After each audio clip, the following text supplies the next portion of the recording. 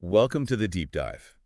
Today, we're going to be exploring a topic that's uh, not just academically fascinating, but incredibly relevant to uh, the world around us. hmm We're diving into the heart of identity politics and how it's shaking up the global order. Yeah. This one's especially insightful if you're a UPSC aspirant tackling international relations. Right. Just like a cheat sheet for understanding some seriously complex dynamics. That's all right. We're looking at how culture and identity are challenging the old ways of thinking about international relations, Yeah. the ideas that have dominated for decades, even centuries. So imagine the world stage. Okay. For a long time, there was this playbook, this idea of westernization as modernization. Right. Basically, if a country wanted to be seen as modern, hmm they had to follow this Western playbook. Exactly. It's this idea that modernization means adopting Western economic models like capitalism, Right. political systems like liberal democracy, and even cultural values like individualism and secularism. And it makes sense, right? Yeah. Historically, Europe and later the U.S. held a lot of power, Mm. spreading their ideas along with their economic and military influence. Yeah. It was almost like progress was measured by how westernized a nation became. Absolutely. And woven into that model is this assumption that everyone would eventually, Yeah. inevitably adopt these Western principles. I had one path. A kind of universal path to progress. Yeah. But here's where things get really interesting. Okay. This whole Western model Yeah. is facing some serious pushback. Mm-hmm. And that's where identity politics enters the scene. Right. Instead of a one-size-fits-all approach to modernization, people are saying, hold on, our unique cultural or religious identities matter. Right. They shape our values and how we see the world. It's like, This is where we see the rise of what we call particularisms. okay, break that down for us. Sure. What does particularisms mean in this context?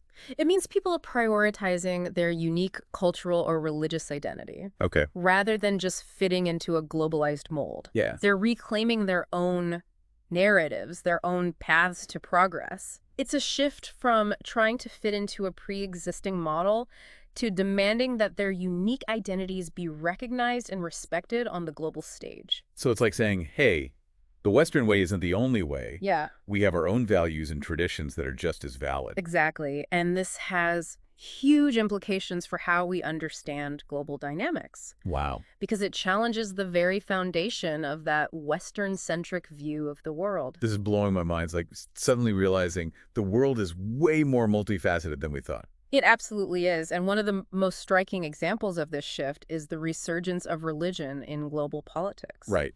For a while, people were predicting the decline of religion, Right. but it feels like it's making a comeback, and in some cases, a pretty powerful one. Absolutely. We see this in the rise of religious movements that are directly shaping political landscapes. Yeah. For instance, think about the role of religious parties in countries like Israel or India, Okay. or the influence of evangelical movements on U.S. foreign policy. These are just a few examples of how religion is becoming a force to be reckoned with on the world stage. And this brings us to a critical question. Okay. Is there a clash brewing between these different identities, particularly between Islam and the West? Right. It's a question that's been debated sometimes very heatedly for decades. It has, and our sources dive right into the heart of this debate. It's a sensitive topic, but it's one we need to unpack carefully if we want to understand what's shaping the 21st century. Let's do it. Okay. What are some of the arguments for why this clash of civilizations might be inevitable? Well, some point to fundamental differences in values and beliefs between Islamic societies and Western societies. Okay. They highlight things like differing views on secularism, individual rights, and the role of women in society as evidence of this fundamental incompatibility. So the cultural particularities we were talking about, those differences in how people see the world, could lead to conflict. That's the argument some are making. However, it's crucial to remember that Islam is incredibly diverse. Right. It's not a monolithic entity. Mhm. It's a tapestry of different interpretations and schools of thought, each with its own perspective on these issues. It's like saying all of the West thinks and acts the same way, Exactly. which is obviously not true at all. We have our own internal divisions and debates within Western societies on these very same issues. Yeah. Secularism, individual rights, the role of religion in public life. Right. It's crucial to avoid those broad brush generalizations that simplify complex realities. Okay, so we've got these differences, Right. and they can be significant, But is a clash inevitable? Right. Is there no way to bridge the gap? That's the million-dollar question. Yeah. Our sources suggest that while the potential for conflict exists, Hmm. it's not a foregone conclusion. Okay. It all comes down to how we choose to navigate these differences, Right. to how we choose to interact with each other on the global stage. So there's hope. Hmm. Tell me more about how we can potentially avoid this clash. Well, a good starting point is emphasizing dialogue and understanding. Okay. Instead of dwelling on the differences that divide us, Yeah. we need to identify common ground areas where we can work together towards shared goals. That sounds incredibly challenging in today's world, Yeah. where everything feels so polarized. It is a challenge, Yeah. but not an insurmountable one. All right. I'm ready for part 2. What else can we do to bridge these divides and create a more peaceful and cooperative global future? One crucial step is challenging those harmful stereotypes and generalizations that fuel mistrust and fear. Right. It's about moving beyond simplistic us versus them narratives Yeah. and recognizing the shared humanity that connects us regardless of our cultural or religious background. It's about remembering that we're all part of the same human family, Mm-hmm. even if we have different beliefs and practices. Right. So how do we actually put this into action?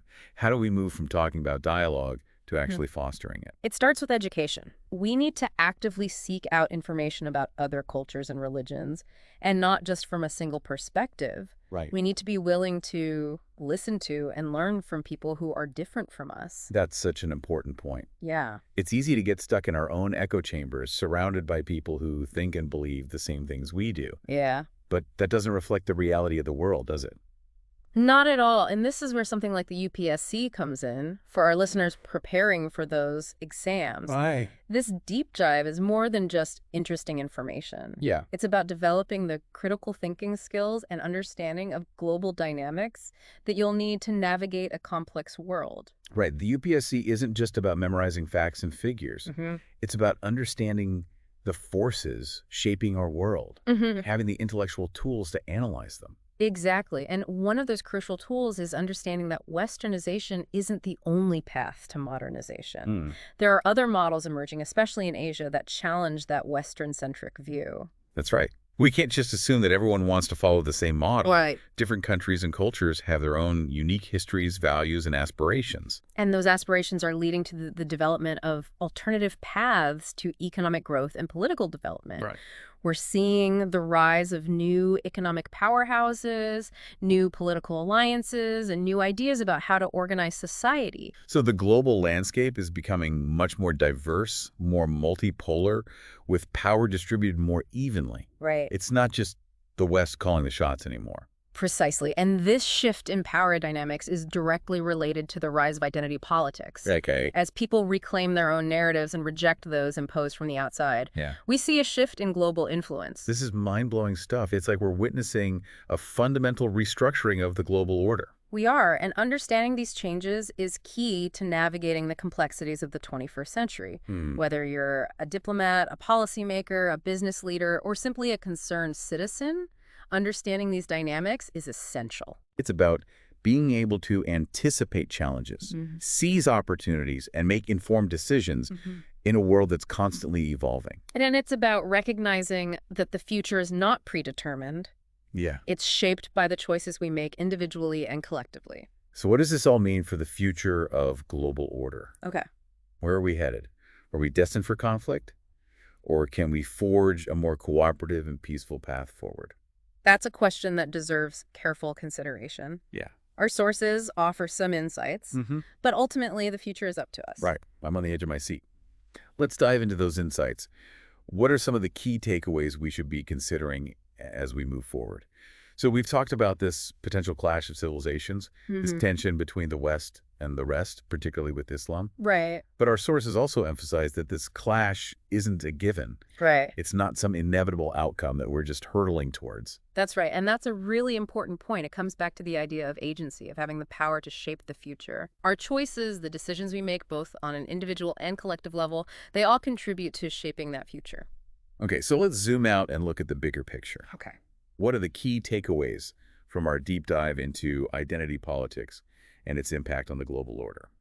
Well, I think the first takeaway is the sheer scale of this shift. Okay. Identity politics is not just a passing trend, it's reshaping the global landscape. Hmm. challenging those old assumptions about Westernization being the only path to modernization. It's like we're moving away from this idea of a universal model of progress Right. and recognizing that there are many different ways to be modern, many different paths to development. Exactly. And that leads us to the second key takeaway, which is the growing influence of culture and religion in international relations. Hmm.